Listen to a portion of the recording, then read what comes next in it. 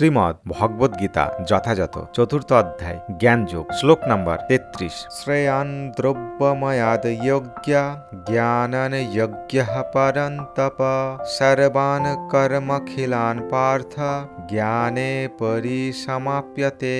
শব্দার্থ: শ্রেয়ান শ্রেষ্ঠ, দ্রব্যময়াত দ্রব্যময়, যজ্ঞাত যজ্ঞ থেকে, জ্ঞান যজ্ঞ জ্ঞানময় যজ্ঞ, পরন্তপ হে শত্রু দমনকারী, সর্বম সমস্ত, কর্ম খালি, অখিলম পূর্ণরূপে, পার্থ হে পৃথাপুত্র, জ্ঞানে জ্ঞানে, পরিসমাপ্তে সমাপ্ত হয়। অনুবাদ: হে পরন্তপ, দ্রব্যময় যজ্ঞ থেকে জ্ঞানময় যজ্ঞ শ্রেয়। হে পার্থ, সমস্ত কর্মেই পূর্ণরূপে চিন্ময় জ্ঞানে পরিসমাপ্তি লাভ করে। তাৎপর্য: সমস্ত যজ্ঞের উদ্দেশ্য হচ্ছে পূর্ণ জ্ঞানে অধিষ্ঠিত হয়ে জড়বন্ধন থেকে মুক্ত হওয়া এবং অবশেষে ভগবান শ্রীকৃষ্ণের প্রতি অপ্রাকৃত প্রেম লাভ করে অপ্রাকৃত জগতে উত্তীর্ণ হয়ে তার নিত্য সাহচর্য লাভ করা। কিন্তু তা সত্ত্বেও প্রত্যেকটি যজ্ঞেই একটি নিগূঢ় রহস্য আছে এবং যজ্ঞ অনুষ্ঠান করতে হলে সেই রহস্য সম্বন্ধে অবগত হওয়া প্রয়োজন।